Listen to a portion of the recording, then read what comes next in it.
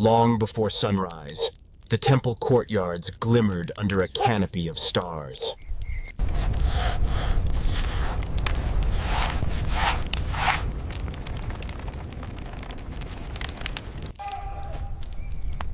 In the pre-dawn hush, when the jungle was still and the only sounds were the distant call.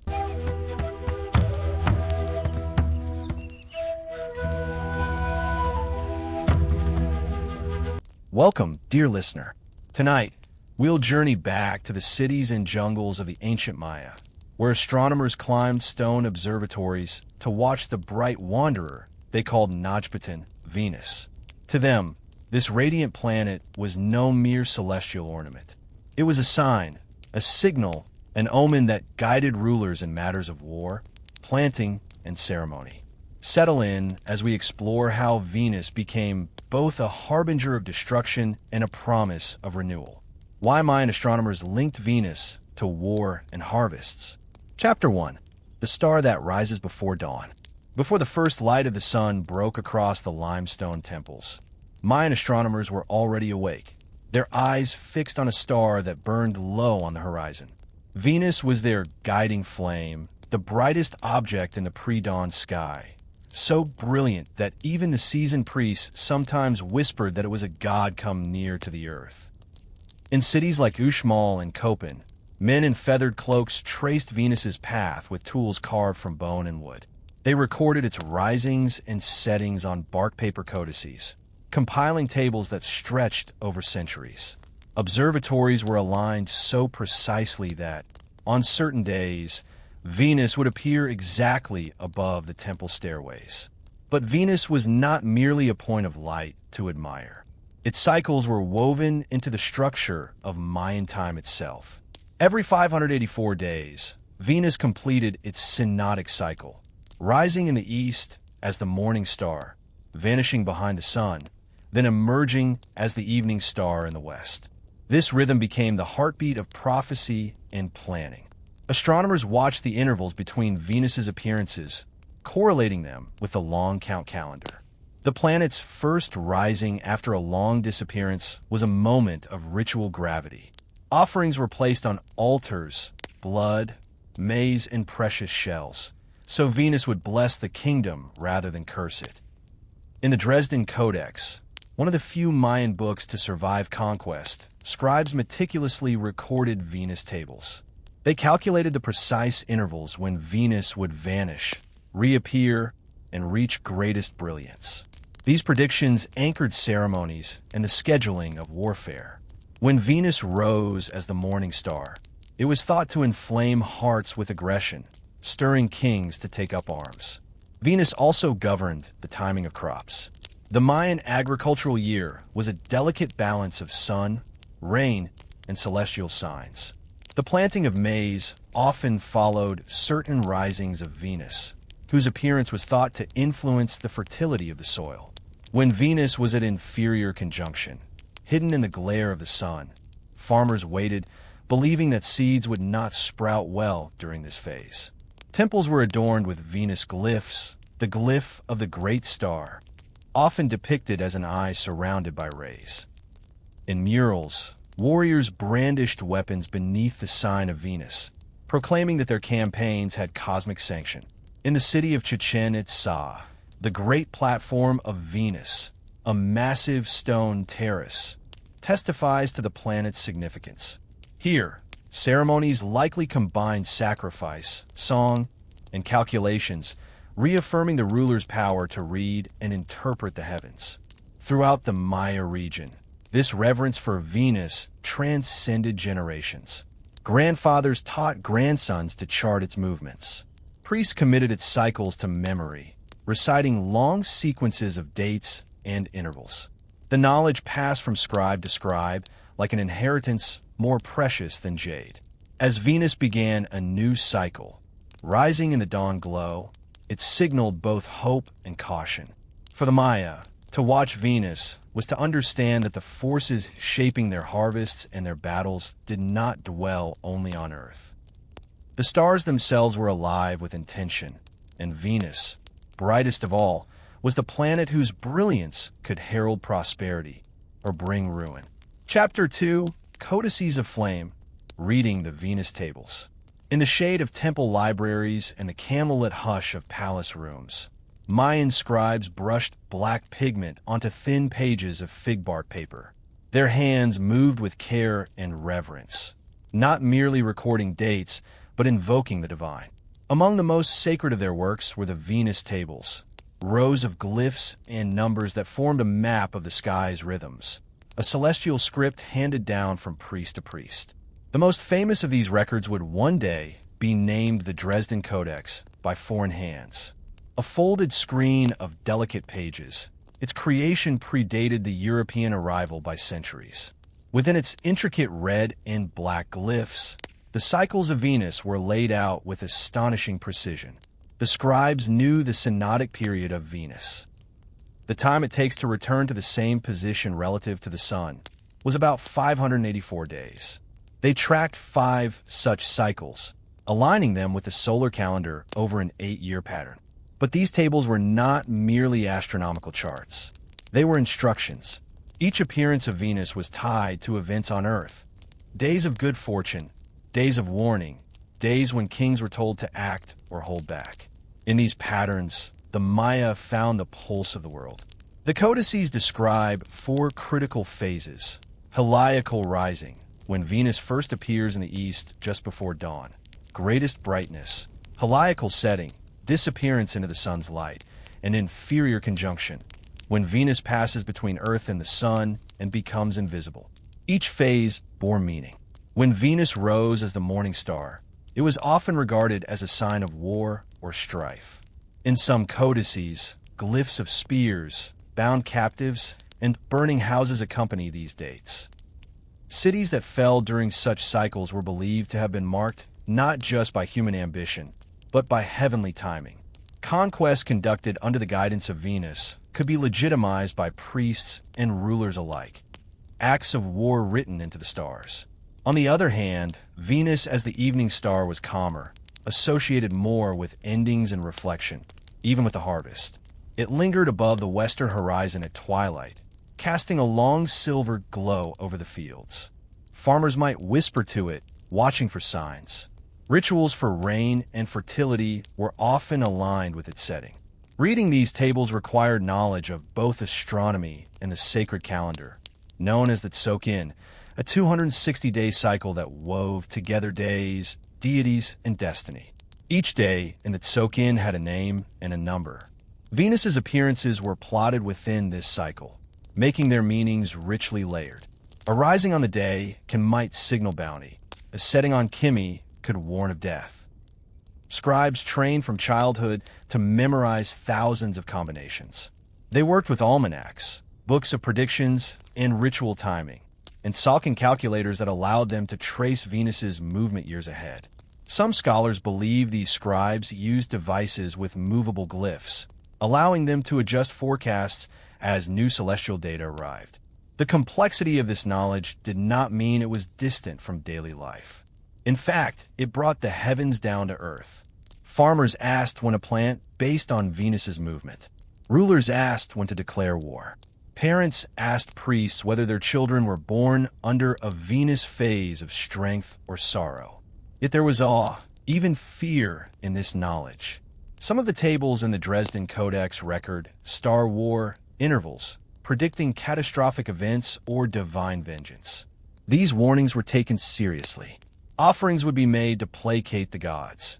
Incense burned, cacao poured, and in more solemn moments, blood drawn.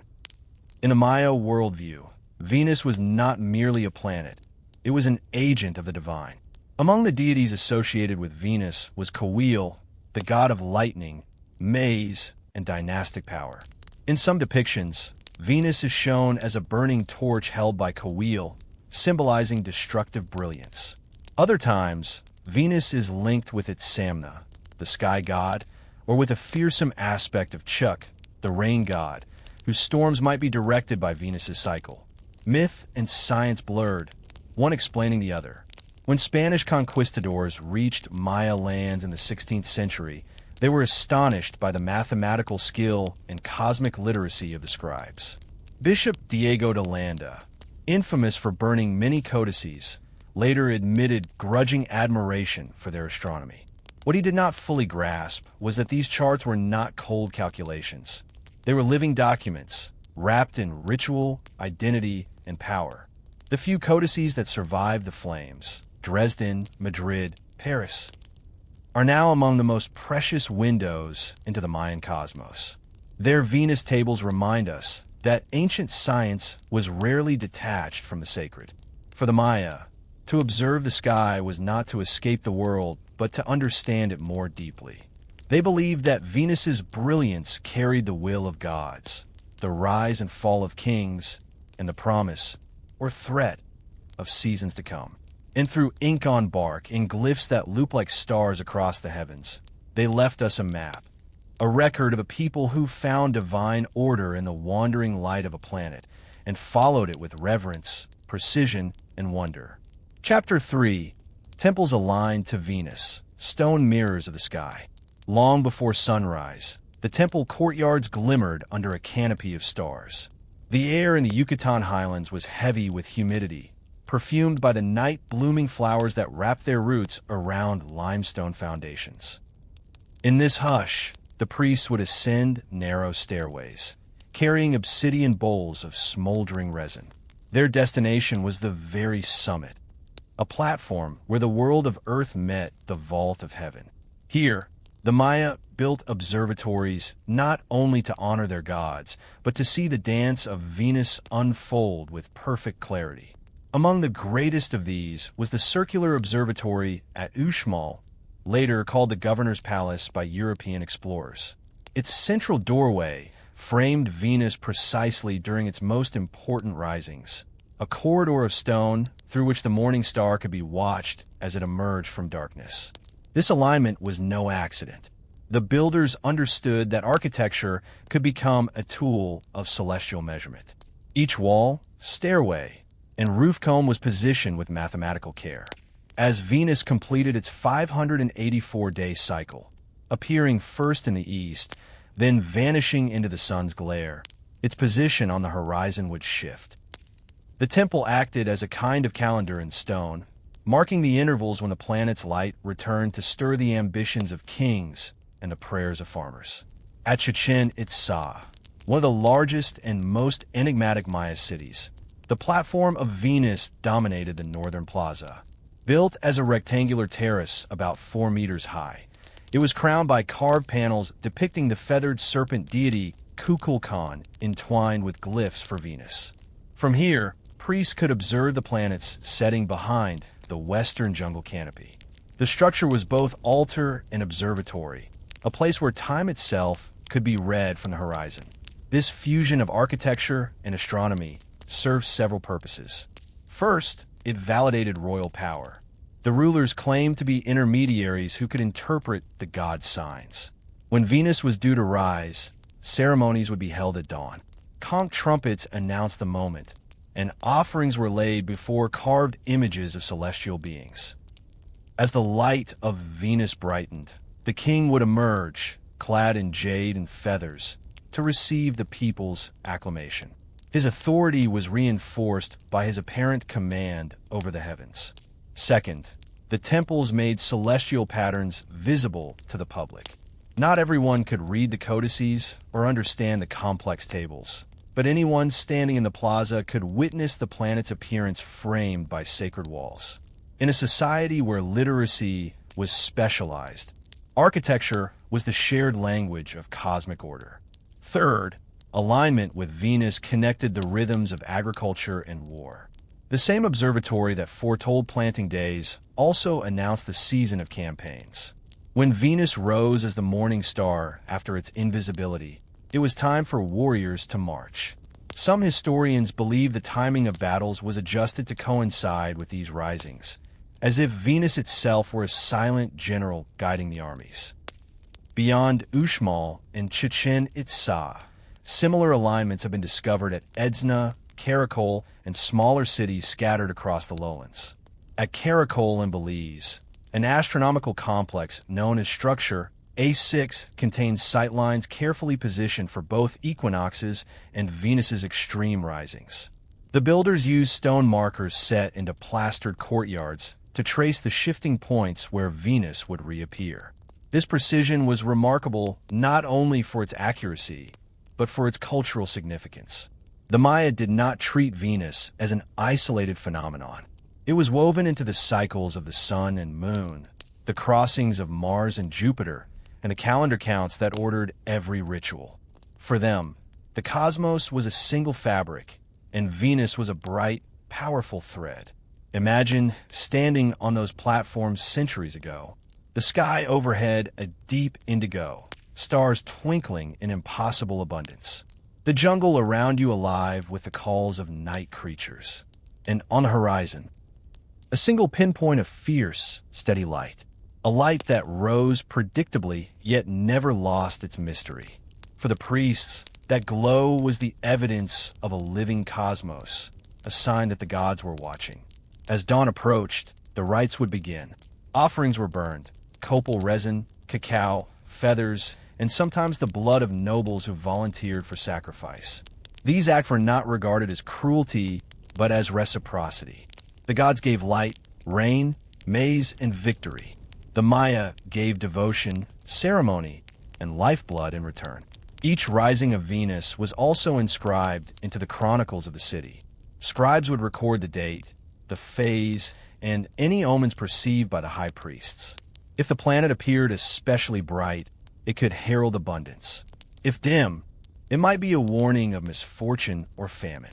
These chronicles were kept in painted codices stored in temple archives. Books that today survive only in fragments, their colors still vivid after centuries. The alignment of temples also reinforced the Maya understanding of order and chaos. When Venus vanished, it was as if the world flirted with disorder. When it returned, balance was restored. The architecture made this drama tangible, turning invisible cycles into spectacles everyone could witness. In times of drought or civil strife, the return of Venus reassured the people that cosmic order persisted, however uncertain human affairs might feel.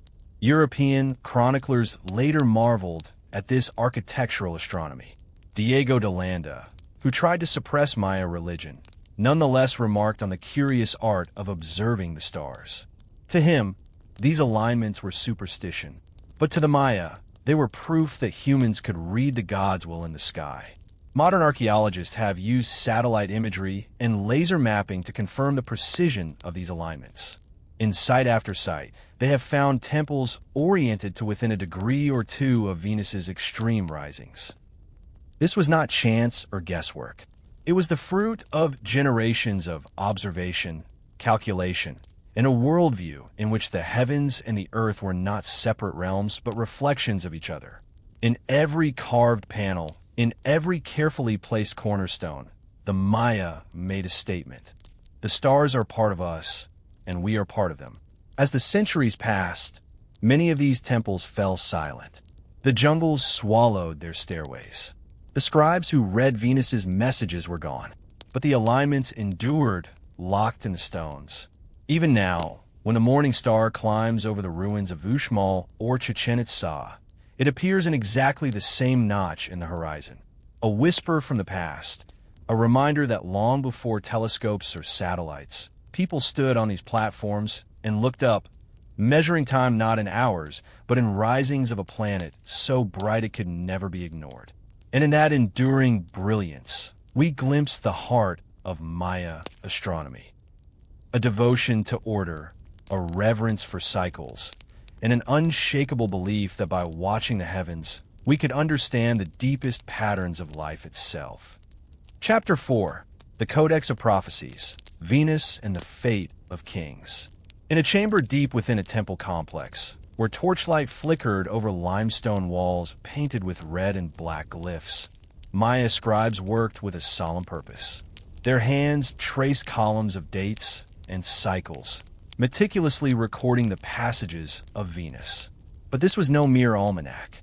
The codex they composed was, in their eyes, a book of fate, a ledger where the destinies of kings, cities, and harvests were inscribed alongside the rhythms of the heavens. Among the surviving Maya manuscripts, The Dresden Codex stands apart for its comprehensiveness. On page after page, the scribes laid out what scholars now call the Venus Table, a record of 584 day cycles, repeating 5 times to approximate an 8-year pattern. This 8-year sequence brought Venus back to nearly the same position relative to the Sun and the Earth, an elegant symmetry that the Maya regarded as a revelation of cosmic order. Each phase in this cycle carried omens. The heliacal rising, the first dawn appearance after Venus's long invisibility, was feared most. To the scribes, this moment was charged with power, capable of tipping the scales between prosperity and ruin. Their codices paired these risings with glyphs of war captives, burning houses, and divine weapons. When a king's reign coincided with such a rising, it could be seen as a call to arms. In the cities of Yaxchilan and Tikal, steely carved with date notations, often commemorated campaigns and ceremonies timed to Venus's phases. The glyphs spoke of alliances formed or broken, sacrifices offered, and tribute exacted under the planet's influence. The kings who ordered these monuments were proclaiming their mastery of time, a mastery that, in Maya ideology, justified their rule. Yet Venus was not only linked to war. The scribes also recorded its importance to the cycles of planting and harvest. In the codices, certain appearances of Venus marked days when maize planting would prosper. Other times, the glyphs warned of drought or blight if seeds were sown too soon. This duality, war and fertility, destruction and growth, made Venus a paradoxical force. It was a star of endings, yet also of beginnings. The scribes themselves were highly trained specialists. From childhood, they memorized tables of intervals, 236 days as the evening star, 90 days hidden in inferior conjunction, 250 days as the morning star, and 8 days lost in superior conjunction behind the sun. They learned to reconcile the Venus cycle with the 260-day soak-in calendar and the 365-day Hob. Each rising fell on a unique combination of these counts, allowing them to forecast which gods would preside over that particular phase. This blending of mathematics, mythology, and observation became the foundation of prophecy. When the Codex announced that Venus would rise on a day governed by the patron deity of war, no king could ignore it. Preparations began, weapons inspected, warriors mustered, emissaries dispatched to allies. The scribes would recite the prophecies aloud in the palace chamber, their voices echoing under vaulted ceilings. Imagine a ruler listening to such a reading. The steady drone of the scribe listing dates and deities, the flicker of lamplight across stuccoed walls, the slow realization that the heavens had declared the time ripe for conquest. Whether he felt dread or exhilaration, he could not dismiss the omens. They were written in the very architecture of the cosmos. This belief endowed the scribes with immense influence. Though their lives unfolded quietly within temple precincts, their interpretations shaped decisions that would lead to victory or ruin. Their codices were never seen as mere reference books. They were instruments of divination, tools to discern the hidden will of the gods. One surviving page of the Dresden Codex shows Venus glyphs flanked by symbols for fire and sacrifice. Below them, a column of numerals records intervals between risings. The images are spare yet charged. The deity with a torch, the offering bowls, the spears crossed over a prisoner's body. These were not metaphors, but literal instructions for ritual action. But the scribes' work was more than rote calculation. They also maintained a worldview in which no event was random. The timing of a drought or an invasion was linked to celestial movements, their patterns discoverable by those who kept the records. This conviction made their predictions feel inevitable. A king who ignored them did so at his peril. Indeed, the Spanish chroniclers who later encountered these traditions often misunderstood them as superstition or fatalism. In reality, the codices reflected a sophisticated system that combined empirical observation, recorded over centuries, with religious interpretation. It was a science of cycles as much as a theology of destiny. The scribes' mastery of numbers was matched by their artistry. The Venus pages of the codices are beautifully composed, bands of glyphs interspersed with images of gods and humans, their faces rendered in profile, their gestures precise. The colors, reds from hematite, blacks from soot and resins, are still vivid after centuries. Each page is a testament to patience and devotion, an offering as much as a record. When the codices were complete, they were stored in wooden chests or wrapped in cloth bundles. Only the highest-ranking priests and scribes could handle them, and always with ritual purification. To touch the codex was to touch the mind of the gods. Some of these manuscripts survived conquest and fire by sheer accident. Others perished in the flames of zealous missionaries. The loss was incalculable, not merely of historical data, but of an entire way of relating to time and the sky. Today, scholars can reconstruct only fragments of this knowledge. Yet even these fragments reveal how central Venus was to Maya civilization. It was the star that ruled calendars, justified kingship, and forecast the fate of cities. It was the light that defined when to sow and when to wage war. Its brilliance linked the everyday to the eternal. And so, in the quiet chambers of temples now in ruin, one can still imagine the scribes at their work, bent over bark paper, ink flowing from reed pens, numbers and glyphs accumulating like stars across the page. They knew that in these columns of dates lay the story of their people, a story in which Venus rose again and again, carrying both promise and peril in its unwavering light. Chapter 5. When the morning star rose. The rituals of war and renewal. In the pre-dawn hush, when the jungle was still and the only sounds were the distant calls of night birds, the priests and nobles would gather at the steps of the ceremonial platforms. Torches burned low in stone braziers. The scent of copal resin drifted through the darkness like an invisible curtain. On such mornings, all eyes turned to the eastern horizon, where the first glimmer of Venus, rising as the morning star, pierced the veil of night. To the Maya, this was no ordinary dawn. It was the moment when Venus reemerged from the underworld, a sign that the cosmos was moving into a new and potent phase. Each rising was anticipated with solemn preparations, days of fasting, prayer, and the crafting of offerings to appease the gods who governed this fierce celestial body. This was not a single ritual, but a sequence of ceremonies performed over many nights and mornings. The priests would ascend the temple stairways just before the first glow of dawn, carrying obsidian blades, painted gourds of water, and woven baskets filled with symbolic gifts: maize ears, cacao beans, feathers. All these offerings were laid upon altars facing the horizon, so that as Venus rose, the gods would see the devotion of their people. The most important of these rituals was the Star War ceremony, a rite that linked Venus's rising to human conflict. In the codices and carved stele, scholars have found references to these Star Wars, times when leaders believed that the morning star commanded them to make war on rival cities. The glyphs for Venus and conquest appear together again and again, signaling that military campaigns were not only a matter of politics or resources, but of divine timing. In some city-states, it is likely that prisoners captured in earlier conflicts were held in anticipation of these celestial risings. When the appointed day came, they were led out into the plazas, adorned with paint and regalia, to be sacrificed. Their blood was offered as repayment to Venus, which the Maya believed had conferred victory upon their kings. To the modern observer, such rites can seem brutal, but within the Maya worldview, they were necessary to maintain cosmic balance. Yet not every rising called for war. Sometimes Venus emerged as the herald of renewal.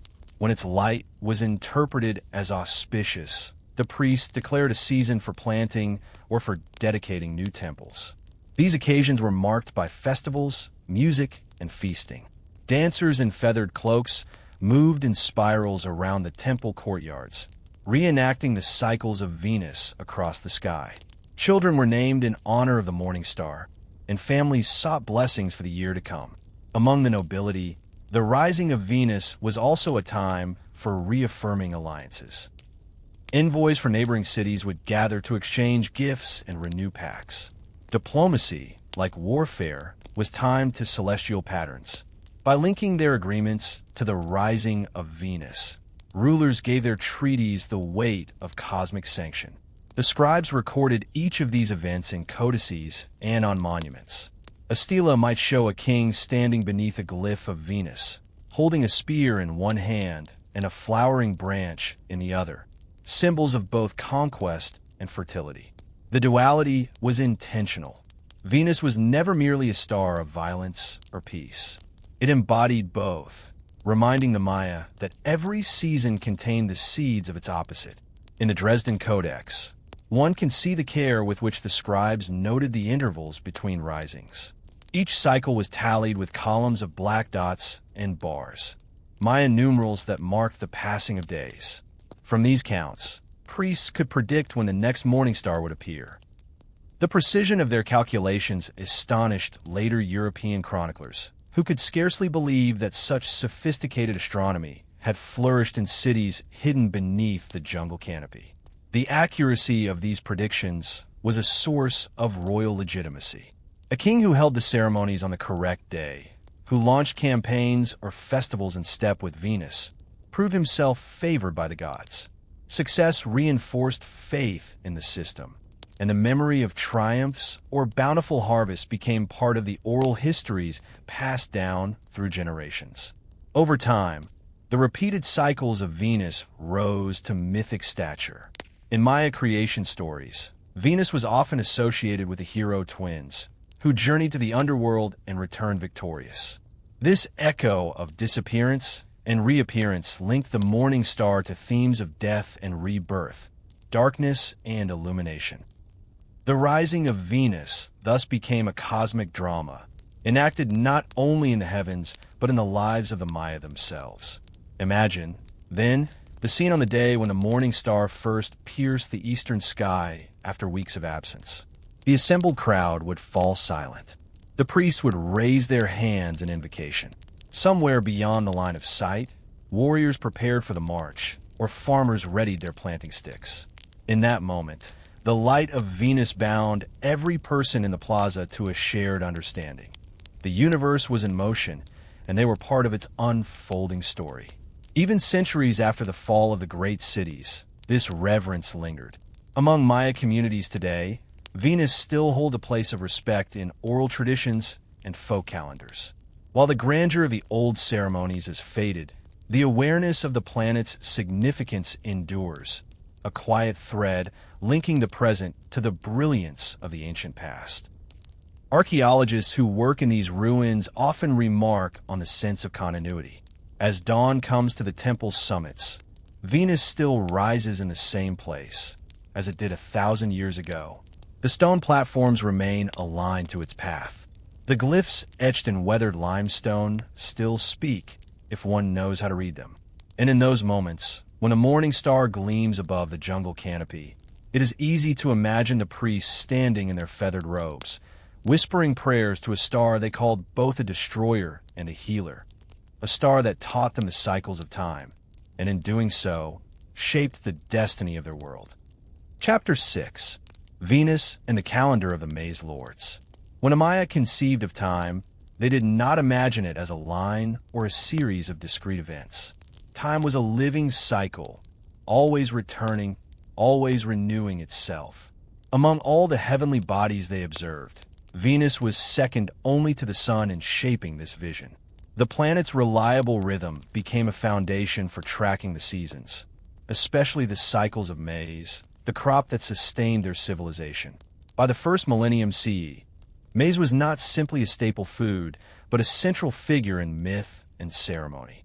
The Maya believed humans were created from maize dough by divine hands. Every stage of maize growth, planting, sprouting, tasseling, harvest, was watched over by deities whose favor had to be secured.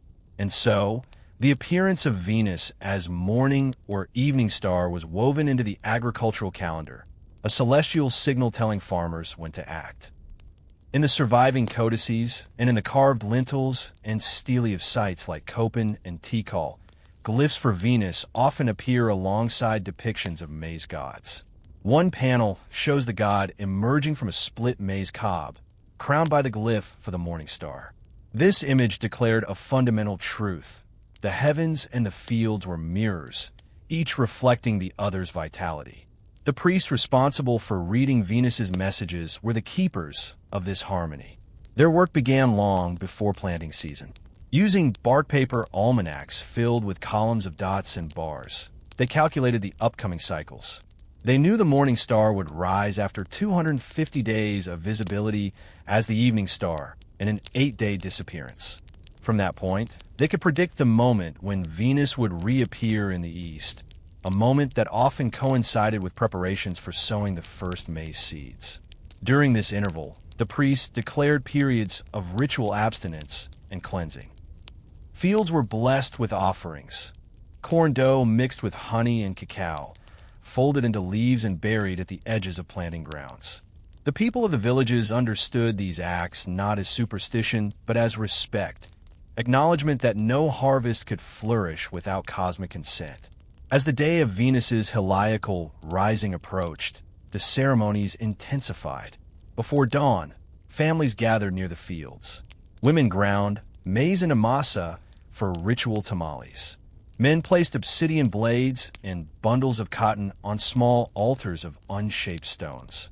When Venus finally broke the darkness, its glow ignited a collective sense of relief and hope. The people watched in reverence as the priests murmured prayers to the east, faces turned toward the pale light. The glyphs describing these rites often combined symbols of war and fertility. This duality reflected the Maya belief that growth and struggle were intertwined. The same star that called kings to conquest also called farmers to break the earth's surface and plant new life. In both acts, warfare and cultivation, humans participated in a grand cosmic cycle. Over generations, these ceremonies became markers of time more powerful than any monument. Even when drought threatened the fields or conflict disrupted the cities, the reappearance of Venus remained a dependable sign. It brought reassurance that order persisted behind the veil of human uncertainty. The scribes recorded each Venus rising with meticulous detail. On long strips of folded bark paper, they painted the intervals between appearances in black and red, marking auspicious and inauspicious days with tiny glyphs. Some pages include images of the maize god holding a serpent, a symbol of renewal. Others show the morning star watching over a sprouting cornfield. In every image, the message was clear: no planting should proceed without considering Venus's position. Beyond the cities, in smaller towns and villages, these beliefs were preserved in oral tradition. Elders told stories by firelight about the cycles of the planet, describing how the star was both a destroyer of cities and the herald of green shoots. Farmers learned to watch the horizon themselves. When the old priesthoods waned, the knowledge did not vanish. It traveled in memory, passed from parent to child. Archaeological evidence supports the importance of these Venus-linked rituals. In many sites, researchers have found small household shrines oriented to the same directions as monumental temples. These modest altars often contain offerings, sherds of pottery, maize cobs, fragments of jade, placed during Venus risings. They remind us that celestial devotion was not limited to the elite, but shaped the daily rhythms of ordinary people. The connection between Venus and maize also shaped political life. A king who failed to time his agricultural ceremonies correctly risked not only famine but rebellion. The legitimacy of rulership depended on demonstrating mastery of the cosmic order. When harvests were abundant, it proved the king's alliance with celestial forces. When they failed, it suggested the gods had withdrawn their favor. This was no abstract fear. In inscriptions from the late classic period, rulers record years of drought and social turmoil, moments when the patterns of Venus seemed to falter or bring ill fortune. To restore balance, they held grand ceremonies, fasts, sacrifices, and public processions, hoping to renew the bond between their cities and the bright star whose cycles define the fate of Mays. Some of these processions were staged on massive causeways. In the soft pre-dawn light, crowds would walk in silence toward the temples. Musicians played shell trumpets and rattles to announce the rising. At the front, the king appeared in garments adorned with Mays motifs and Venus symbols.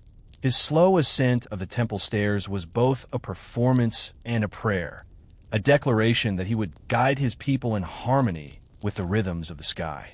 As the morning star rose higher, the final offerings were laid at the altars. Flames leapt into the dawn air.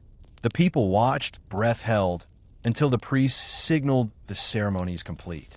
Only then would farmers return to their fields and begin the work of the season, confident that the planet's favor had been secured. Those centuries have passed, and many of the old temples lie in ruin. This reverence survives and echoes. Even today, some Maya communities recall planting lore-tide to Venus. Modern astronomers, studying the codices and inscriptions, often express awe at how precisely the cycles were observed and integrated into daily life. In these rites, half scientific, half spiritual, we glimpse a culture whose understanding of time and agriculture was inseparable from stars. For the Maya, to plant maize without Venus's blessing was unthinkable. It would have been an act of hubris, a denial of the cosmic bonds that sustained both field and kingdom. Thus, in the rising of Venus, the Maya saw not just the passage of a planet, but the return of hope itself, a luminous sign that the cycle of life would continue, and that from the dark soil, green shoots would always emerge again. Chapter 7. The Architects of Time, Astronomers, Scribes, and the Temple Observatories. High above the jungle floor, where the canopy stretched like a green ocean, the Maya built towers to meet the sky. These were not monuments to vanity, but observatories, structures aligned to the precise rising and setting of Venus. To the untrained eye, the temples of Uxmal, Chichen Itza, and Copan might appear as mere pyramids or platforms. Yet hidden within their corridors and stairways were deliberate sight lines that framed the morning and evening star, allowing the Maya to chart its path across the seasons. The work of measuring the heavens fell to a select class of astronomer priests. From childhood, they were initiated into the mysteries of time. They learned to read the complex interplay of the Tsokin's 260 days and the Hobbs' 365 days, and how these cycles meshed with Venus's 584-day circuit. It required more than skill in arithmetic. It demanded patience, devotion, and the willingness to rise each night to keep vigil over the horizon. The instruments they used were simple in form, but profound in purpose. Carved sighting stones, fixed stairways that aligned with the solstice sun or Venus's risings, and shadow-casting gnomons that marked the passage of hours. In cities like Uaxacton, the arrangement of temple windows allowed observers to track the critical points when Venus disappeared or reappeared. These disappearances were especially important. There were moments when the star was hidden in the underworld, gathering its power for the next phase. The records of these observations were kept in codices, bark paper manuscripts folded like accordions, filled with columns of numbers and glyphs. Some pages were so densely annotated that they must have taken decades to compile. Scribes used red ink for auspicious days and black for days of warning. Over time, these books became both astronomical guides and ritual calendars, offering predictions that could affect the planting of maize, the timing of wars, and the dates of royal ceremonies. In the workshops attached to the temples, scribes prepared pigments from ground minerals and resins. They mixed hematite for red, soot for black, and indigo for blue. Every stroke of the reed pen was an act of devotion. When the codex was complete, it was wrapped in cloth and stored in chambers deep within the pyramid, accessible only to those trained to interpret its contents. But these observatories were not merely scientific facilities. They were also theaters of ceremony. During critical risings of Venus, entire cities would gather at the base of the temple to witness the astronomer priests ascend the stairs and announce the prophecies. Drums and conch trumpets marked the moment when Venus first shone in the dawn sky. The king, standing at the apex, would raise his arms to greet the star, affirming his bond with cosmic forces. This act was more than a ritual. It was a declaration of legitimacy. For Maya rulers, the ability to command the calendar and align state rituals with celestial cycles was proof of divine favor. It reassured the populace that their leaders could maintain the harmony between heaven and earth. In an age when droughts and invasions could end dynasties, such confidence mattered. One of the most remarkable surviving records of these observations is the Venus table in the Dresden Codex. This document doesn't simply list dates. It shows how the astronomers anticipated the errors that accumulate when any cycle is tracked over centuries. By adding corrective intervals, they ensured their predictions stayed accurate over the long arc of time. To modern scholars, this blending of empirical observation and religious meaning demonstrates the sophistication of Maya science. Visitors to the ruins today can still see remnants of these alignments. At Uxmal, the governor's palace has a facade precisely oriented to Venus's southernmost rise. Standing in that doorway at dawn, one can imagine the moment when the morning star first appeared above the horizon, its light falling directly through the arch to strike the central altar. For those who witnessed it, such an alignment was not coincidence. It was proof of a living connection between the people and the cosmos. Yet not all observatories were grand temples. In smaller communities, simpler markers, posts driven into the ground, paired columns framing the horizon, served the same purpose. They remind us that the observation of Venus was a shared practice, part of daily life across every level of Maya society. The astronomer priests themselves were revered figures. In their hands rested the power to interpret the patterns of Venus and to translate those patterns into prophecy. They were expected to live with discipline, avoiding excess and maintaining ritual purity. Their authority was not derived from birth alone, but from years of apprenticeship and demonstration of skill. When they spoke, kings listened. Each phase of Venus had its own rituals. When the star first appeared as the evening star, the astronomers declared periods of reflection and preparation. When it vanished into the sun's glare, they performed ceremonies of renewal. And when it emerged again as the morning star, they announced the time for decisive action, whether planting, warfare, or alliance. These cycles became the heartbeat of Maya civilization.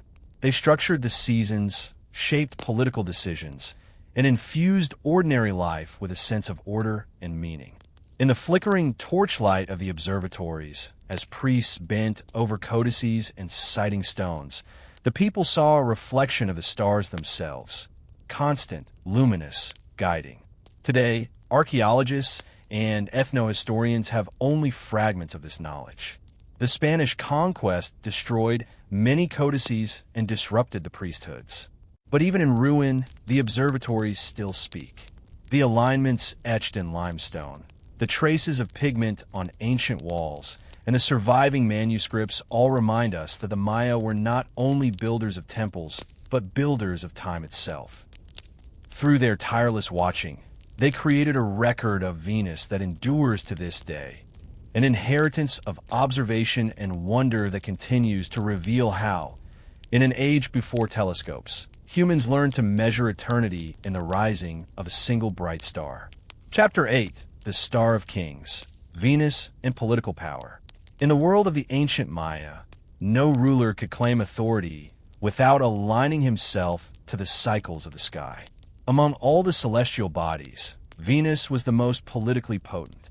Its brilliance lent legitimacy to kings, and its risings often signaled the start of campaigns, coronations, and ceremonies that bound whole cities to the rhythms of the cosmos. Throughout the classic period, inscriptions recorded in stone and stucco tell the same story in countless variations. A king ascends the throne on the day Venus appears as the morning star. Another leads an army into battle on the date of Venus's first disappearance.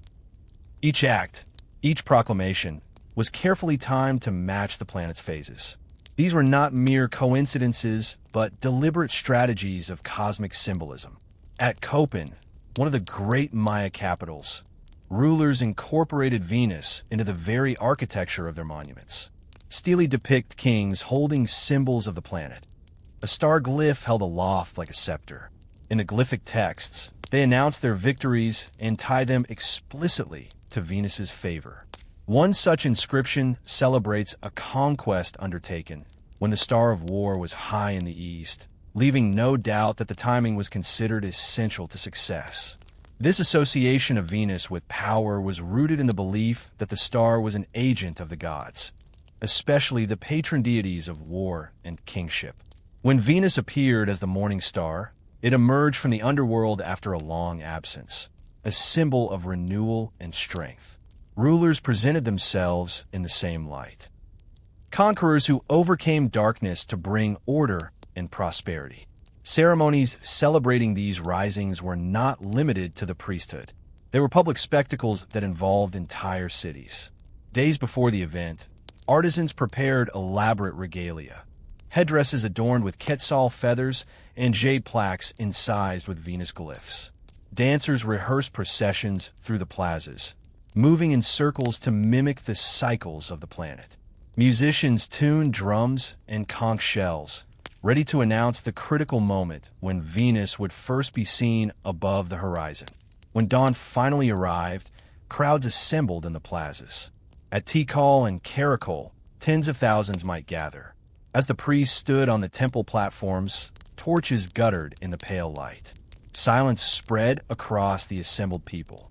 Then, as Venus's first rays broke free of the horizon, a roar of voices rose to greet it.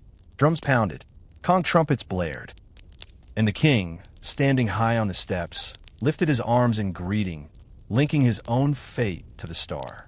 This spectacle had many purposes. It reinforced the idea that the ruler was the mediator between heaven and earth. It also reminded everyone watching that the king's power was not simply a matter of armies and tribute, but of cosmic order. To defy him was to defy the forces that govern time itself. In the months following such ceremonies, scribes and astronomer priests continued to track Venus's progress.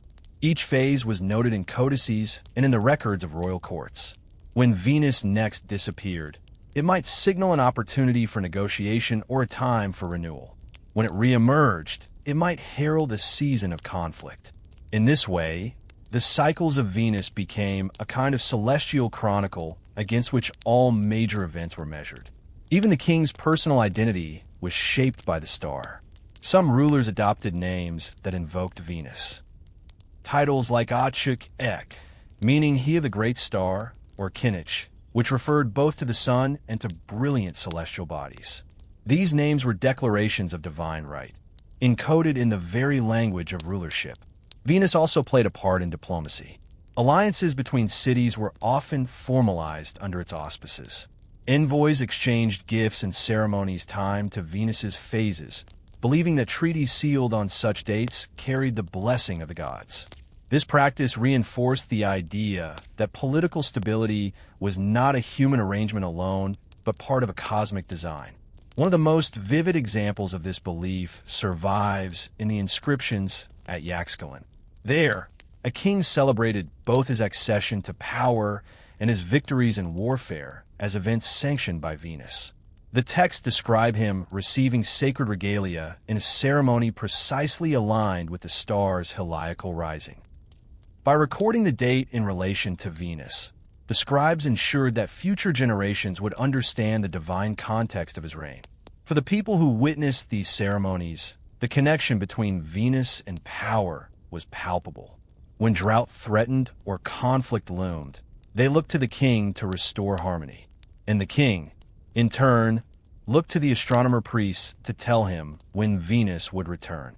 It was a cycle of mutual dependence. The priests needed the king's patronage, the king needed their knowledge, and the people needed reassurance that their world was ordered and secure. To modern scholars, these rituals demonstrate how profoundly the Maya wove astronomy into their politics. The precision of their observations, combined with the symbolism of Venus, gave their leaders a framework for action and authority. This integration of science and statecraft was among the civilization's greatest achievements. Yet beyond all the ceremony and politics lay a simpler truth. Venus, brilliant in the pre-dawn sky, was a constant. It returned again and again, reliable as the turning of seasons. Its presence reminded the Maya that time did not end with any single king or dynasty. No matter what battles were won or lost, no matter how cities rose or fell, the star would rise once more. Today, as archaeologists continue to uncover the remnants of this civilization, they find evidence of Venus's importance everywhere. In the alignment of buildings, in the imagery carved on monuments, and in the calendars that outlasted empires. The star that once crowned the power of kings still shines over the ruins, unmoved by the centuries, bearing silent witness to the hopes, ambitions, and triumphs of those who look to it for guidance. Chapter 9. The Codices, Preserving the Cycles of Venus. In the heart of Maya cities, among towering pyramids and ceremonial plazas, there were quieter spaces where knowledge was crafted. These were the workshops and libraries of the scribes, rooms lined with bark paper codices, pigments in stone bowls, and measuring cords coiled neatly for use. If the great ceremonies of Venus were the public face of devotion, the codices were its private record, a meticulous accounting of the star's every rising, disappearance, and return. The survival of these manuscripts is a testament to the resilience of Maya record-keeping. Though most codices perished in conquest and fire, the few that remain, like the Dresden Codex, reveal a staggering dedication to observation. The Venus table in that codex is perhaps the most famous, spanning hundreds of pages with cycles charted in astonishing detail. Each column of glyphs marks days counted forward from Venus's last appearance, and each interval notes its significance. Days suited for planting, for war, for abstaining from travel or trade. For Maya scribes, this work was neither mundane nor abstract. To chart Venus was to participate in the ordering of the universe. It was believed that each time the priests inscribed the glyph for the morning star, they renewed the bond between humanity and the heavens. The scribe's reed pen thus became a ritual tool, no less sacred than the obsidian knife used for sacrifices. The process of creating a codex began with the preparation of a mati paper, made from the inner bark of fig trees. Strips were soaked and pounded until they formed smooth sheets. These were coated with a thin layer of lime plaster, producing a pale surface that could hold pigment for centuries. When ready, the paper was folded like a concertina, creating a sequence of pages that could be expanded for reference or closed for safekeeping. Into these folds, the scribes poured generations of observation. Red and black inks delineated the paths of Venus, red for auspicious days, black for warnings. Alongside numerical notations ran the images of deities, feathered serpents, maze gods, and the dark lord of the underworld, whose stories were woven into Venus's cycles. Each page was more than a calendar. It was a living map of time, a guide to aligning human affairs with the cosmos. One of the most striking features of these Venus tables is their mathematical sophistication. The Maya understood that Venus's cycle of 584 days did not divide evenly into the solar year, and that over time, discrepancies accumulated. To correct for this, the tables included adjustments, an intercalation of days to realign predictions with observation. Modern astronomers have compared these calculations to our own methods of reconciling lunar and solar calendars, noting their remarkable accuracy. But codices were not simply technical manuals. They were also revered objects, kept in sanctuaries and consulted in moments of uncertainty. When drought threatened, when war loomed, or when a ruler prepared for accession, the scribes unrolled the codices and read aloud the intervals that would shape decisions. In this way, the fate of entire cities could turn on the careful notations of a single manuscript. In the city of Yaxchilan, stone reliefs show scribes presenting codices to the king during public ceremonies. The ruler holds the folded book aloft, displaying it to the assembled crowd. a declaration that his actions are sanctioned by celestial knowledge. This image captured a profound truth of Maya life. That power was inseparable from the wisdom encoded in bark and ink. Even the destruction of most codices did not erase their influence. In colonial accounts written by Spanish chroniclers, references to idle books persist. Volumes consulted to time, planting, and war, to name children, and to interpret omens. Though the Spaniards misunderstood their purpose, these references confirm that the codices were woven into every aspect of life, from the most private rituals to the grandest public spectacles. Today, scholars who study the surviving codices often speak of them with reverence. They recognize that these books are the distillation of centuries of careful watching, recording, and interpreting. The Venus table alone represents generations of observation, each cycle noted by a priest who rose before dawn to watch the horizon. Each correction reflects an awareness that time was not static but required constant recalibration. Beyond their technical brilliance, the codices reveal the Maya belief that the universe was an ordered and knowable place. By aligning human activity with celestial cycles, people could find meaning and predictability in an uncertain world. The scribes, in their quiet workshops, were custodians of this promise. Their painted glyphs offered reassurance that the cycles would continue, that Venus would return, and that life, like the star, would emerge from darkness into light. Today, as fragments of codices line museum cases and digital archives, they still whisper these assurances. They remind us that long before modern observatories tracked planetary motion with telescopes and computers, ancient astronomers charted the heavens with nothing more than keen eyes, ink, and devotion. The story of Venus in a Maya world is not simply a story of a planet, but a story of human longing to find order in the sky and our place within it. Chapter 10: Venus in the Codices of Power, the Dresden Manuscript and its Legacy. In the quiet corners of European libraries, where few visitors stray, there survives a treasure of Maya knowledge, the Dresden Codex. Bound in delicate folds of bark paper and painted with vibrant pigments, it is among the oldest books from the Americas. Of all its pages, none has fascinated scholars more than those devoted to Venus, the celestial thread that once connected kings, farmers, and priests in a single rhythm. The Dresden Codex is sometimes described as a manual for divination, but to call it that is only half the truth. Its Venus table is a chronicle, one that demonstrates how the Maya wove observation, calculation, and myth into a single tapestry. The table stretches across multiple pages, each segment representing the phases of Venus over a 584-day cycle. 4 main events are recorded: the heliacal rising as the morning star, its disappearance into the sun, its reappearance as the evening star, and its final vanishing before the next cycle. Each phase carried profound meaning. When Venus emerged as the morning star, it was linked to renewal, the end of darkness, and the readiness for decisive action. When it became the evening star, it signified reflection, completion, and the closing of one cycle. In between lay the periods when Venus vanished, interpreted as journeys to the underworld or times of hidden potency.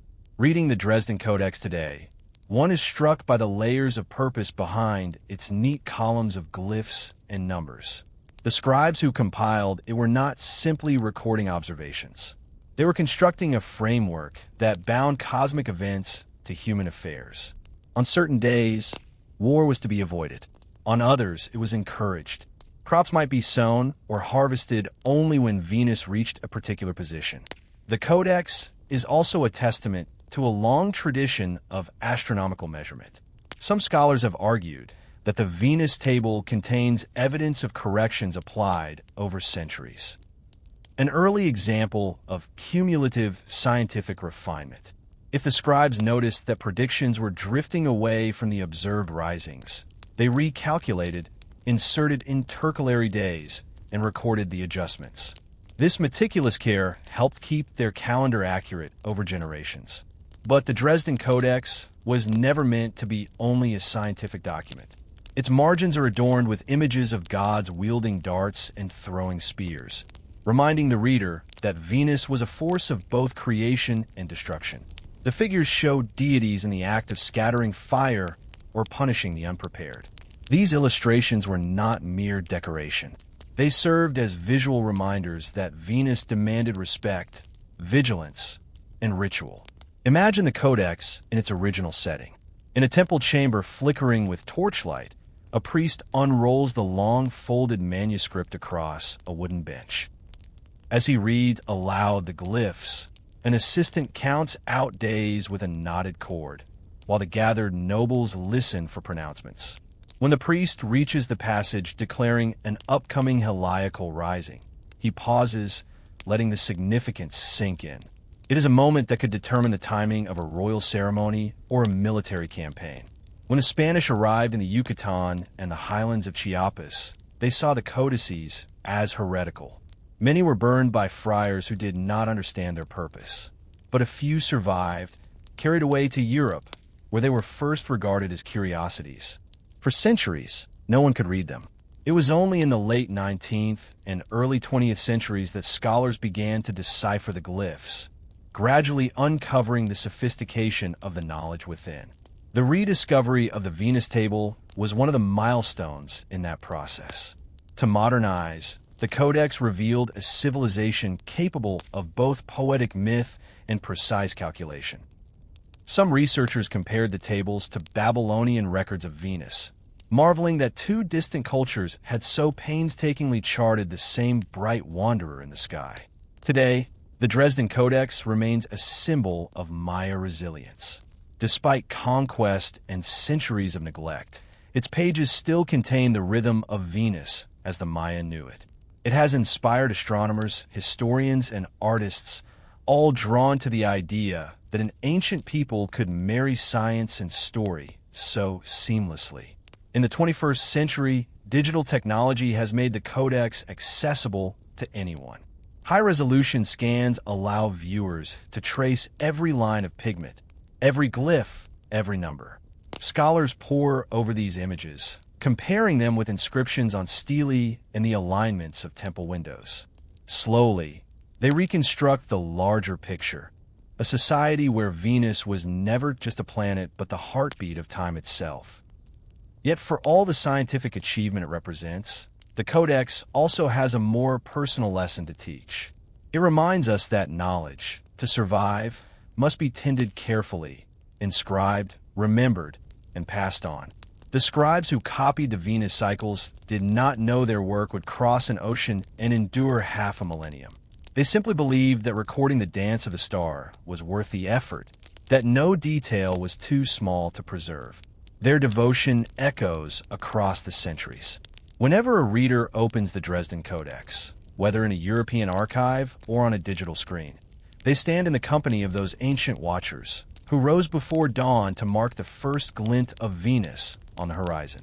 Their careful glyphs still speak, not only of dates and intervals, but of humanity's longing to find meaning in the sky and to leave a record for those yet to come. Chapter 11. The Rulers Who Timed Their Reigns by Venus. Across the ancient Maya world, from the lowland cities of Tikal and Calakmul to the hilltop strongholds of Yaxchilan and Karakol, the shimmering point of Venus was more than an astronomical curiosity. It was a living calendar, a portent of triumph or disaster, and, most importantly for kings, a signal by which to shape their rule. Few symbols carried such a potent mixture of fear and promise. For Maya rulers, aligning their accessions, rituals, and campaigns to Venus's cycles was both a religious obligation and a political strategy. The star's appearance as morning star or evening star offered a justification for power no less compelling than birthright. To be crowned when Venus re-emerged in the dawn was to claim a renewal of cosmic favor, the blessings of the gods who govern the motions of the heavens. Epigraphers studying Maya inscriptions have found this pattern repeated again and again. Royal monuments announce not only the date of an event in the long count and the solar calendar, but explicitly tie it to Venus's phase. One stela from Caracol commemorates a military victory timed precisely to Venus's rising, while another at Copen celebrates a ruler's accession, on the day the great star emerged from the darkness. Such inscriptions were carefully composed to reinforce the idea that no king acted alone. His deeds mirrored cosmic cycles, his legitimacy reflected in the sky itself. To understand why this was so powerful, it helps to imagine what Venus looked like to the ancient observer. Its brilliance in the pre-dawn sky was unmatched by any star, so bright it could be mistaken for a distant torch. Its cycles, 260 days as morning star, 50 days hidden behind the sun, 260 days as evening star, and 8 days lost in invisibility, were steady enough to predict, yet mysterious enough to inspire awe. When the star reappeared after its hidden interval, it seemed to the Maya as if it had journeyed to the underworld and returned. Any king whose accession coincided with this moment could claim that he, too, was a figure of renewal, one who overcame darkness to bring order and fertility back to his people. The practical implications were no less significant. During Venus's morning star phase, war was especially likely. Historical records compiled in codices and on carved lintels describe expeditions launched at dawn, when Venus's light was first visible. Some texts call this the star of spear throwing, and depict gods hurling darts from the heavens to strike enemies below. A newly enthroned ruler could harness this symbolism to legitimize conquest. If his campaign succeeded, he could claim the star had favored his cause. Even defeat did not necessarily break the bond.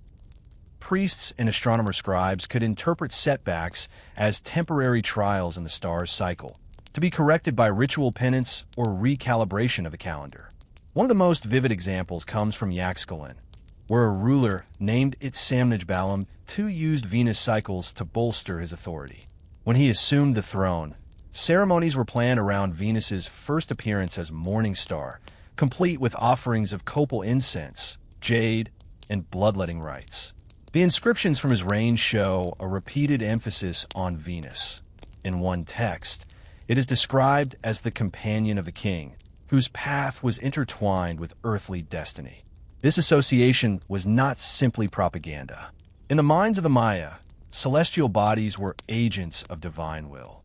To time an accession or a ritual to Venus was to show reverence and seek favor from the cosmic order.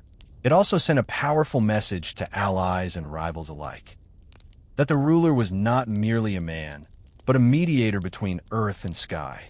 This careful synchronization with Venus extended beyond warfare and coronation to agriculture and diplomacy. Farmers looked to the priest to tell them when Venus's phase signaled a safe time to plant or harvest. Diplomats scheduled negotiations and alliance rituals to coincide with the star's intervals, believing treaties forged under Venus's gaze would be more enduring. Many stelae and painted ceramics show kings in elaborate regalia, holding symbols associated with Venus, a star glyph sometimes combined with a war shield or a serpent. These images were visual declarations of cosmic sanction. To the ordinary citizen, seeing a ruler thus adorned was a reminder that his authority reached beyond earthly politics into the very fabric of time. Scholars today continue to debate whether these alignments were determined purely by belief or also by pragmatic calculation.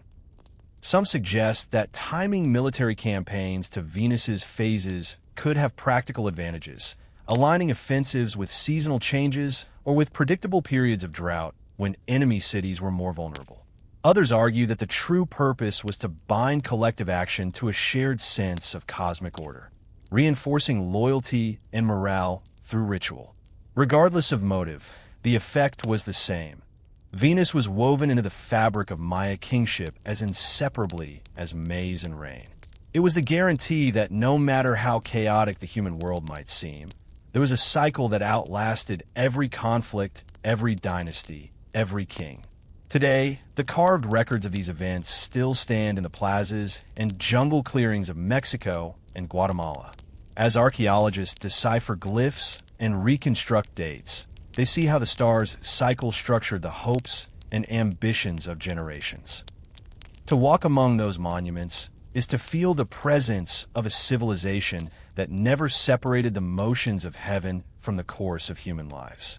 And high above the broken temples and silent stelae, Venus still appears bright as ever, a reminder that time moves in cycles, and that every story of power is also a story of renewal. Chapter 12. The Venus Wars. Conflict under a celestial sign. As dawn crept across the jungle canopy, Maya warriors prepared for war, their faces painted with ochre and black, their shields bearing emblems of the morning star. For the people of the classic period, no other celestial body held such ominous power. Venus, in its radiant ascent before sunrise, signaled not only the coming of day, but the unleashing of conflict sanctioned by cosmic design. In dozens of inscriptions across the Maya lowlands, from Caracol to Naranjo, Venus is cited explicitly as the herald of war. These texts describe campaigns launched in the star's first days as morning star, attacks believed to be imbued with divine favor and destined for success. The glyphs often use language that scholars translate as striking in the path of Venus, evoking a vivid image of spears falling in unison with the star's rise. The origins of this association likely trace to ancient beliefs about Venus's duality. As morning star, it was a bringer of light and a destroyer of darkness, but also a harbinger of chaos. Myths told of the star as an aspect of the war god, descending to sow strife among mortals. Some stories depicted Venus hurling darts of fire, causing pestilence, and upending the established order. This was not superstition in the modern sense. For Maya rulers, interpreting Venus's cycles was a way of reading the intentions of the gods. If the star emerged shining and unclouded, it was seen as a call to act decisively. Delay was not simply an error of strategy. It was a breach of cosmic obligation. One of the most dramatic examples is recorded on a series of carved lintels at Yaxchilan. These inscriptions recount a campaign launched precisely as Venus returned to the morning sky. The ruler, its Samnij Balam II, is described as performing ritual bloodletting to secure divine blessing, then departing with his warriors under the sign of the star. The subsequent victory was commemorated in stone, with Venus prominently depicted alongside the king's regalia. Elsewhere, at Kalakmul, an inscription records a similar campaign, framed explicitly as a response to Venus's rising. The text even notes the count of days from the previous cycle, a reminder that this was not arbitrary timing, but the fulfillment of a precise celestial schedule. Beyond the battlefield, Venus's warlike aspect influenced ritual and social order. During certain phases, communities were urged to refrain from travel, postpone markets, and avoid ceremonies not directly related to appeasing the star. Priests burned copal incense and offered sacrifices to mitigate Venus's destructive power, hoping to channel it safely into sanctioned conflict rather than random calamity. This dual approach, invoking Venus to justify aggression while also seeking to contain its peril, shows how sophisticated Maya thought could be. They saw the star neither as purely benevolent nor wholly malevolent, but as a force that demanded respect and careful interpretation. In the codices, these cycles were tracked with obsessive precision. The scribes noted each heliacal rising, disappearance, and reappearance. They calculated intervals when Venus's power was thought to be at its peak. By doing so, they provided the ruling elite with a calendar of opportunity and danger, an almanac of war that blended astronomy, theology, and politics. To modern scholars, the Venus Wars offer a fascinating glimpse into how celestial observation shaped real-world events. Some have argued that the timing of campaigns was driven as much by strategy as by belief. Dry season conquests were easier to supply and to maintain. But even if practicality played a role, the rituals surrounding Venus were indispensable. They transformed logistical considerations into sacred duty, turning expeditions into acts of cosmic alignment. For the warriors themselves, Marching at dawn under the bright morning star must have been both awe-inspiring and terrifying.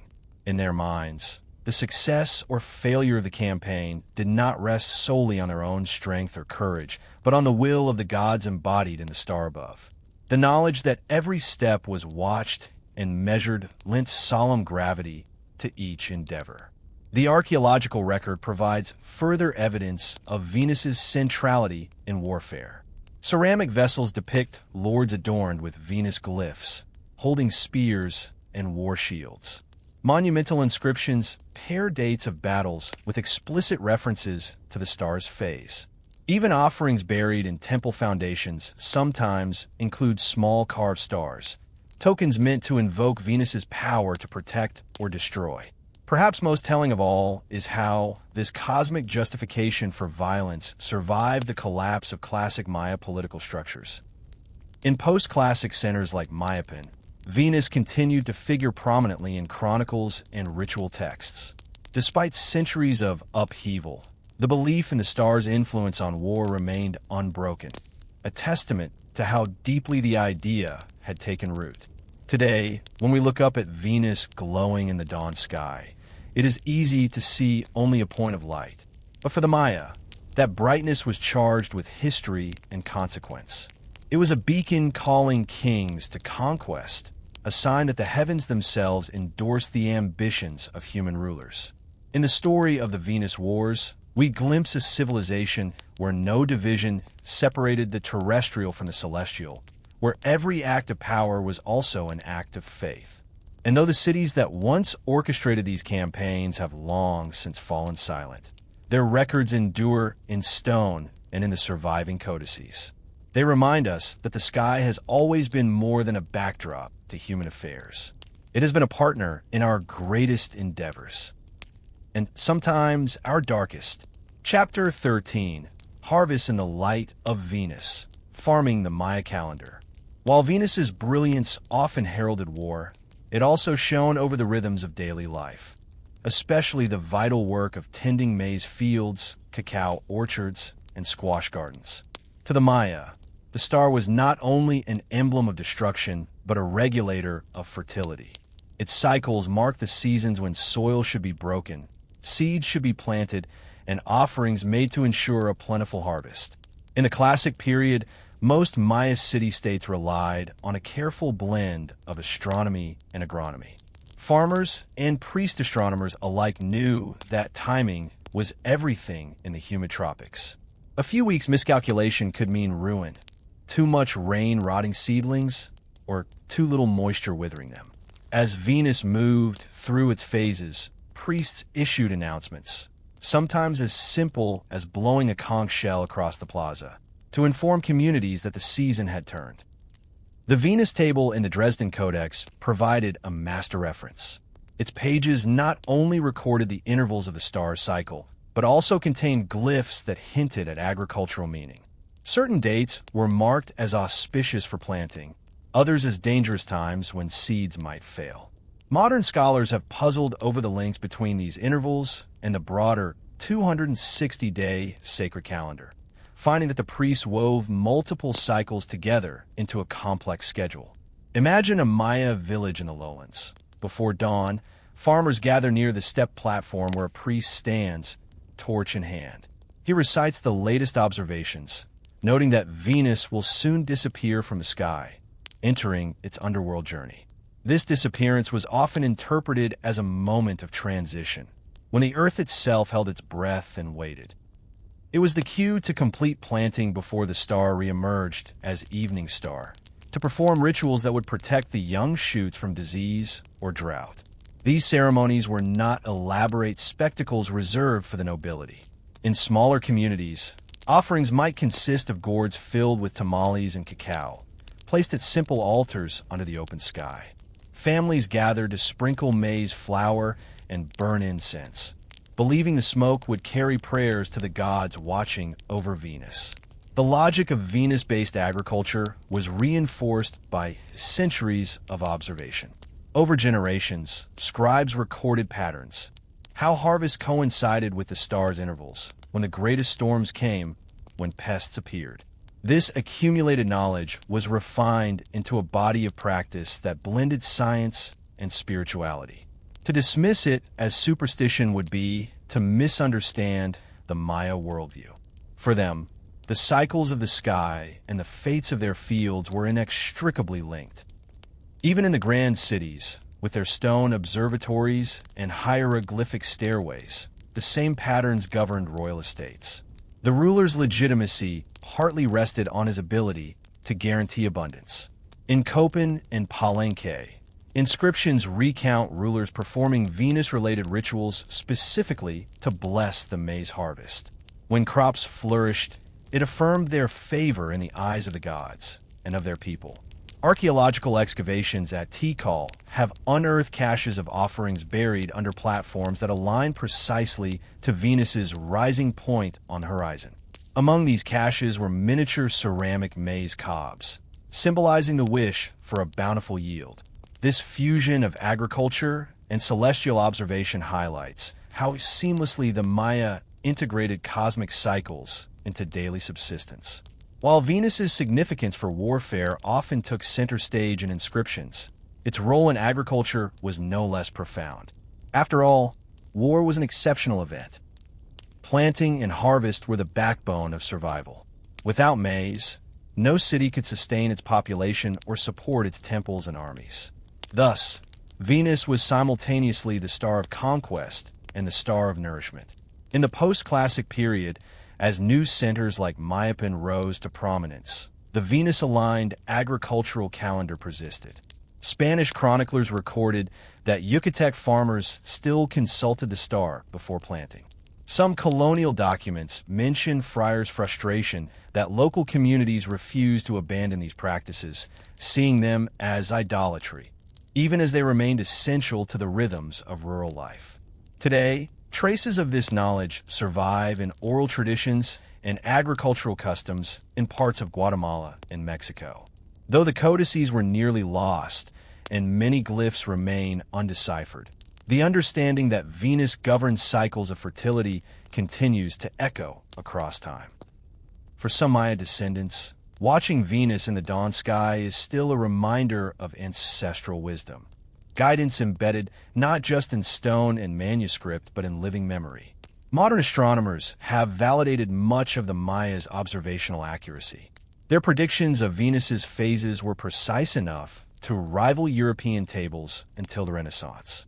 Yet what sets the Maya apart is the way they embedded that precision in a worldview that honored the reciprocity between people, plants, and stars. They believed every act of sowing and reaping resonated in the heavens, and that Venus, in turn, watched over their efforts. Standing in a milpa at the edge of the jungle, one can still imagine that ancient connection, the faint glow of Venus rising, the first birds calling, and the hush of expectation before the day's labor begins.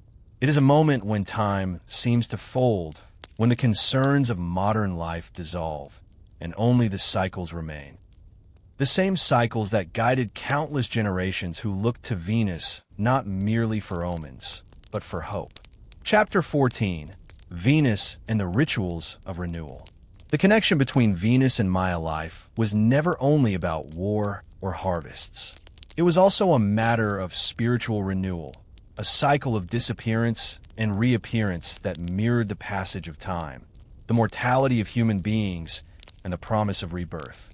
Nowhere was this more evident than in the elaborate rituals staged to honor Venus's movements, rituals that united the community in shared observance and bound each generation to the next. Every 584 days, Venus completed its cycle through the sky. When it vanished into the sun's glare, it was said to enter the underworld, just as maize seeds sank into the dark soil. When it reappeared, it emerged victorious, reborn in radiant power. This return was a potent symbol for the Maya, a visible sign that nothing in creation was truly lost, only transformed. These ideas were not abstract philosophy. They found concrete expression in ceremonies that unfolded in plazas, temples, and even humble fields. As the priests calculated the moment of Venus's heliacal rising, preparations would begin, altars swept and decorated, incense made ready, offerings gathered. In some cities, special stairways were aligned to mark the first glimpse of the star emerging from the horizon. When that light appeared, the air filled with the sounds of conch trumpets and drums. One ritual commonly performed at Venus's reappearance was the scattering rite. In it, priests or rulers flung handfuls of maize kernels, flowers, or powdered lime across the temple steps. This act symbolized both the seeding of the earth and the spreading of blessings through society. The scattering rite also affirmed the idea that abundance flowed from cosmic favor. Venus rising in the sky was a promise that order and fertility would return. Inscriptions describe other practices, such as bloodletting ceremonies where nobles pierced their tongues or earlobes and let their blood fall onto strips of bark paper. The paper was then burned, the rising smoke envisioned as a bridge between the human and divine realms. The symbolism was layered. Just as Venus emerged from darkness renewed, the offering of blood was a personal renewal, a gesture of humility and devotion to the forces governing life. At the household level, families held smaller rituals. Offerings of food and drink were set out on modest altars: cacao, tortillas, tamales, small clay figurines. Children learned from their elders that Venus's cycle was more than an astronomical fact. It was a demonstration of the universe's rhythm, an enduring lesson in patience, reverence, and hope. Spanish chroniclers who witnessed these ceremonies were often both fascinated and appalled. They described them as evidence of pagan superstition, unable to see how tightly they were woven into the moral and agricultural fabric of Maya society. Even as colonial authorities worked to suppress indigenous rights, people adapted, sometimes blending older observances with Christian festivals that fell near Venus's cycles. This quiet resilience helped preserve a fragment of tradition in the face of enormous upheaval. Archaeologists today find traces of these rites in the remains of burned offerings buried beneath altars and in the patterns of temple construction. In cities like Uxmal and Chichen Itza, alignments to Venus's rising points are unmistakable. Certain doorways and staircases were designed so that, on specific mornings, the star's first rays would shine directly along the corridors, illuminating a sacred image or carving. These architectural details were not incidental. They were declarations that Venus was a guiding force, a visible heartbeat in stone. The sense of renewal Venus inspired extended beyond agriculture in its cycles of governance. Many accessions and enthronements were timed to coincide with the star's phases. For the rulers, this was more than political theater. It expressed a cosmic mandate, as if each dynasty were a living echo of Venus's pattern: emergence, rule, retreat, and return. Among the most remarkable testaments to this belief is the Dresden Codex itself.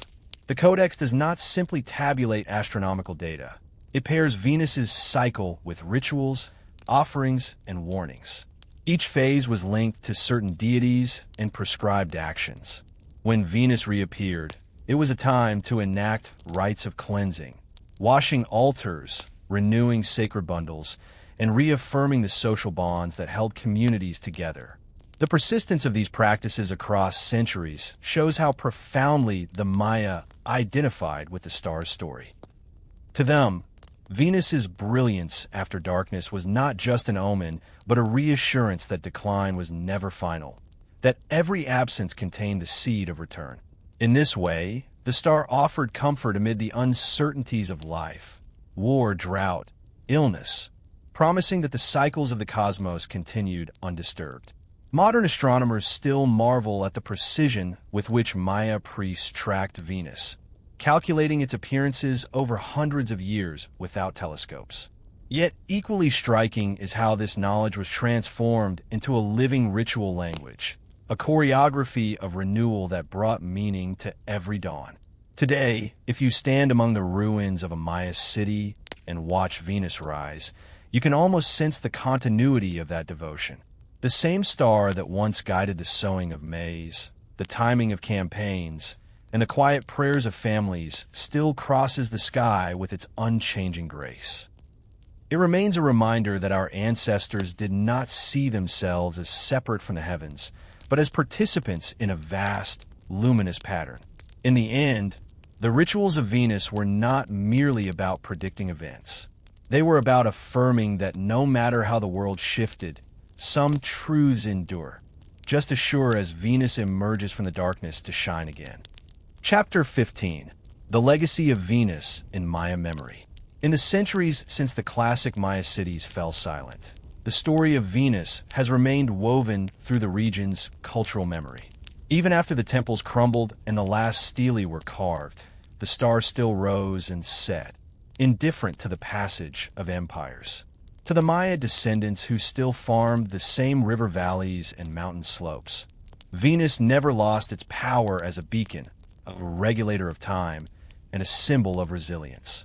When Spanish conquistadors and missionaries arrived in the 16th century, they found local communities who could recite Venus's appearances with astonishing accuracy.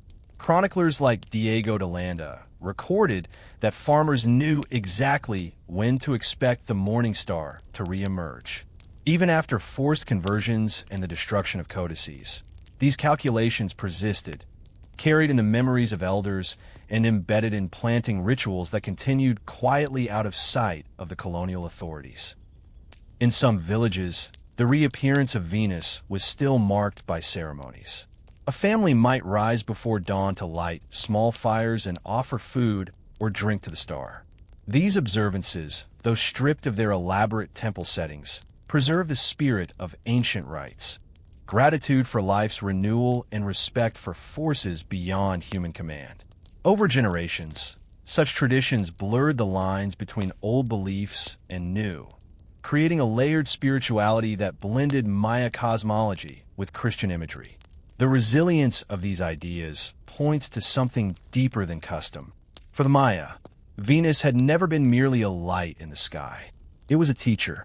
Its cycle of vanishing and return mirrored every human story: loss and recovery, suffering and healing, death and rebirth. Watching Venus was a way to remember that no hardship was permanent, that time itself moved in patterns that could be trusted. Archaeologists in the modern era, excavating cities like Copan, Karakol, and Yaxchilan, have recovered thousands of fragments of this tradition. Hieroglyphic stairways record the dates of Venus's risings alongside the deeds of kings. Codices rescued from fire detail how each phase of the star demanded a different response: rituals of purification, celebrations of abundance, or preparation for conflict. The Venus table in the Dresden Codex remains among the most astonishing achievements of pre-modern science, a record that shows how far the Maya reached to grasp the rhythms of the heavens. Scholars have spent decades debating the exact reasons Venus held such power in Maya thought. Was it because of the star's brightness, its regular cycle, or its ability to vanish and return? Or did it tap into something older, some universal fascination with the sky as a mirror for human hope? Perhaps the answer lies in all these things together.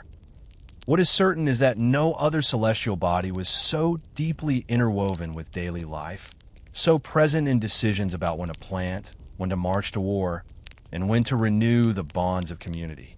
In the 20th and 21st centuries, as Maya communities began reclaiming their heritage, Venus has once again become a symbol of cultural identity.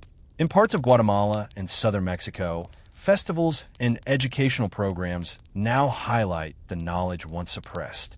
Children learn to read the glyphs that their ancestors carved, to recognize the shape of the star's glyph in ancient texts, and to appreciate how that knowledge sustained their people through centuries of upheaval. For archaeologists and historians, the study of Venus reveals a civilization of profound sophistication, one that understood the sky not as something distant and abstract, but as a living presence. The Maya did not merely observe Venus. They entered into relationship with it. They offered it prayers and sacrifices, honored its return, and patterned their lives around its movement. In this way, they expressed a worldview radically different from modern science, yet no less dedicated to understanding the cosmos. standing in a ruined observatory as dawn breaks, it is possible to glimpse a little of what the Mayas saw. The pale glow of Venus rises over darkened temples, just as it did 1,000 years ago. The air seems to hold a hush, as if waiting for the first conch to sound. For a moment, the centuries fall away, and it is easy to feel that same quiet awe, the certainty that in the rhythms of the sky, one finds not only knowledge but a kind of reassurance. Venus's cycle, disappearance, underworld sojourn, re-emergence, continues unchanged, a cosmic promise that no darkness endures forever. It is fitting that this story should be the last chapter in our exploration. For in the end, Venus offered the Maya more than an agricultural calendar or a justification for war. It gave them a way to understand the mystery of existence itself, to find meaning in the inevitable cycles of loss and renewal. And so, as we look back across these chapters, tracing Venus's path through myths, warfare, farming, and ritual, we can see how a single point of light inspired a civilization.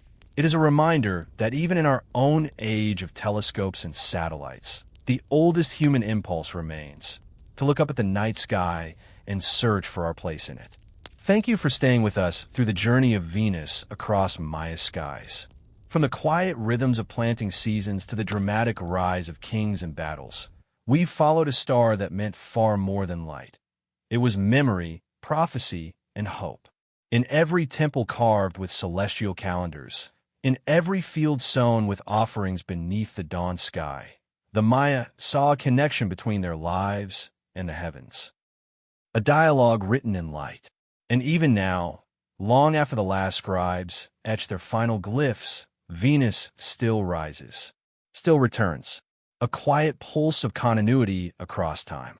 May this story linger with you, like a soft glow before sunrise, a reminder that across centuries and civilizations, we have always looked upward, searching not only for answers, but for meaning. Until our next story, good night, and thank you for listening.